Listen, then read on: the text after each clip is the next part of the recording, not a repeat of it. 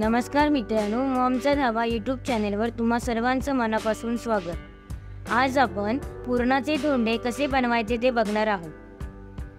आता अधिक मास चालू असल्यामुळे जावयाला धोंड्याचे वाण दिले जाते किंवा देवांना पण नैवेद्य दाखवला जातो।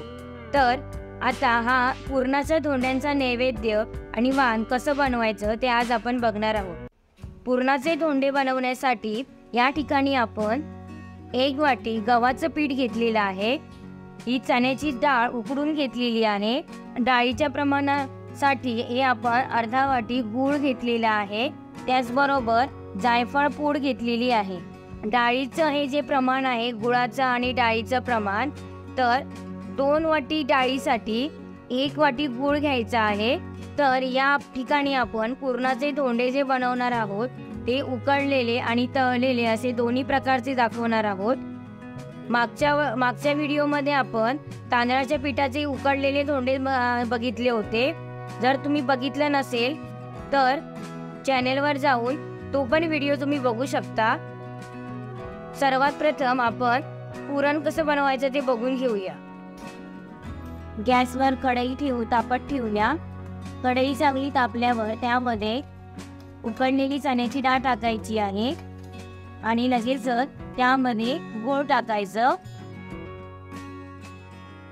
गूळ वितळेपर्यंत हे जे आहे चण्याची डाळ आणि गूळ हे मिश्रण हलवत राहायचं आहे। गूळ चांगला वितळू द्यायचं। हळूहळू गुळाचा जो कलर असतो तो चेंज होतो। चवीपुरतं मीठ टाकायचं। गोडाच्या पदार्थामध्ये थोडं मीठ टाकल्यानंतर त्याची चव अजून छान फुलून येते।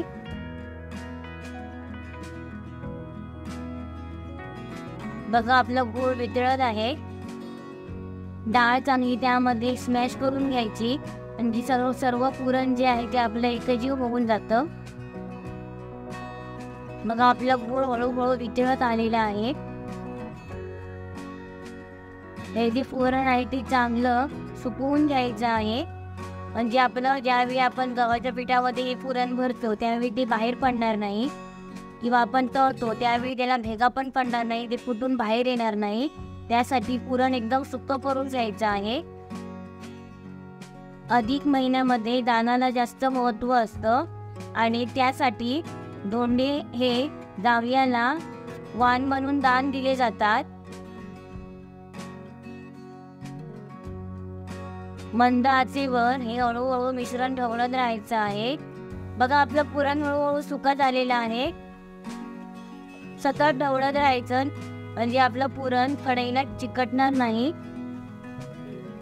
आणि या ठिकाणी लक्षात घ्या, हे आपण पुरण जे बनवतोय ते पुरणपोळीच्या पुरणासारखं आहे ना घाटून नाही घ्यायचं, म्हणजे आपण चाळणीमध्ये जसं बारीक करून घेतो पुरण तशा प्रकारे या धोंडे करताना पुरण करून घ्यायचं नाहीये।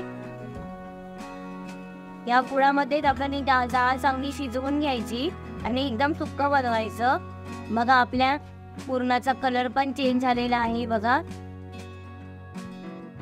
आता सर्वात शेवटी आपण जायफळ पूड टाकायची, जेणेकरून जायफळचा सुगंध शेवटपर्यंत तसाच टिकून राहील। तुम्ही तुमच्या आवडीप्रमाणे यामध्ये वेलची पूड टाकू शकता, सुंठ पूड टाकू शकता। पुरण सुकत आलेला आहे आणि डाळ जर आपली राहिली असेल स्मॅश करायची तर ज्यावेळी आपण ढवळतो त्यावेळी डाळ हळूहळू स्मॅश करत राहायची आहे आणि असंच ढवळत राहायचं पुरण, म्हणजे आपलं पुरण जे आहे ते चांगलं एकजीव होतं। बघा आपलं पुरण तयार झालेलं आहे सुक्क अगदी। आता हे थंड झाल्यावर अजून सुक्क होणार आहे। पुरण थंड होईपर्यंत आपण गव्हाचं पीठ मळून घेऊया। तर या ठिकाणी आपण 1 वाटी गव्हाचं पीठ घेतले आहे। त्यामध्ये साजूक तूप टाकूया, चवीनुसार मीठ टाकायचं। घरच्या घरी तूप कसं बनवायचं याची पण रेसिपी आम्ही लवकरच शेअर करणार आहोत। तूप चांगलं पिठाला चोळून घ्यायचं आहे।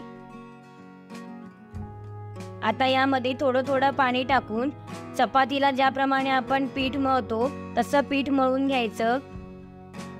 जसे आपण पुरी चपाती बनवताना पीठ मळून घेतो त्याप्रमाणे हे पीठ थोडं पाणी टाकून मळून घ्यायचं आहे।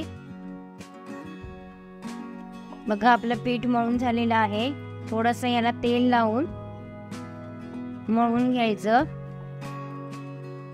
पीठ मळून झालंय. आता आपण याला 10 मिनिटं झाकण लावून ठेवून देऊया. या ठिकाणी आपण पुरण एका डब्यामध्ये काढून घेतलंय. थंड झाल्यानंतर पुरण थोडं त्यामध्ये खोबरं घालायचं. खोबऱ्याने पुरणाची चव अजून छान येते. पुरणाला चव खूप छान येते.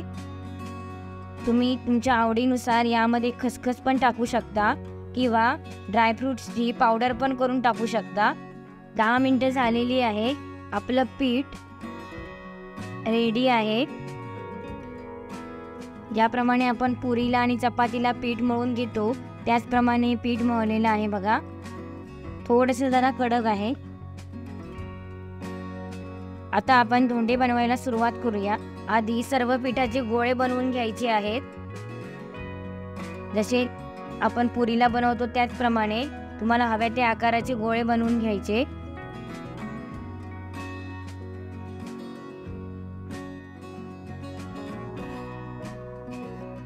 आपले सर्व गोळे बनवून झालेले आहेत. आता आपण धोंडे बनवायला सुरुवात करूया. आपण उकडीचे धोंडे सर्वात बनवणार आहोत. तर या ठिकाणी आपण चाळणीला तेल लावून घेतलेलं आहे, म्हणजे आपले धोंडे त्याला चिकटणार नाही. आपण जशी पुरी लाटतो त्याप्रमाणे लाटून घ्यायचं.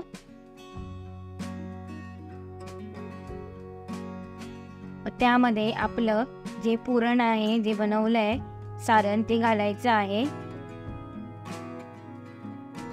आणि चारी बाजूने पीठ जे आहे ते एकत्र करायचं. जसा आपण पुरणाच्या पोळीला करतो तसं त्याप्रमाणे.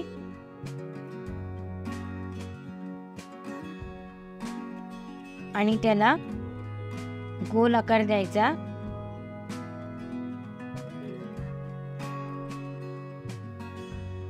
हे बघा अशा प्रकारे आपले धोंडे तयार झालेले आहेत. अगदी सिंपल आहेत बनवायला धोंडे. त्यामध्ये सारण भरायचं. चारी बाजूने कडा एकत्र करायच्या. या कडा एकत्र झाल्यानंतर जे दाबून घे.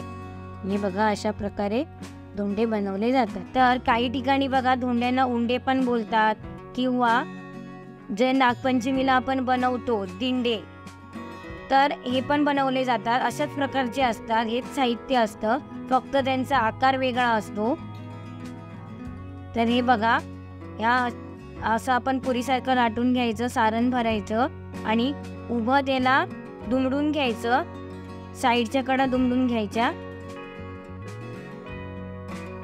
हे बघा अशा प्रकारचे जे आहे त्याला काही ठिकाणी दिंडे असं बोलतात. अशा प्रकारे पण तुम्ही बनवू शकता. आपले सर्व धोंडे बनवून झालेले आहेत. आता यातील काही धोंडे आपण उकडून घेऊया, तर काही धोंडे आपण तळून घेऊया. दोन्ही प्रकारे धोंडे कसे बनवायचे ते आपण बघणार आहोत. सर्वात प्रथम आपण तळलेले धोंडे कसे बनवायचे ते बघूया. तर कढईमध्ये तेल तापत ठेवलेलं आहे. तेल तापलेलं आहे. आता आपण यामध्ये एक एक धोंडा सोडून घेऊया.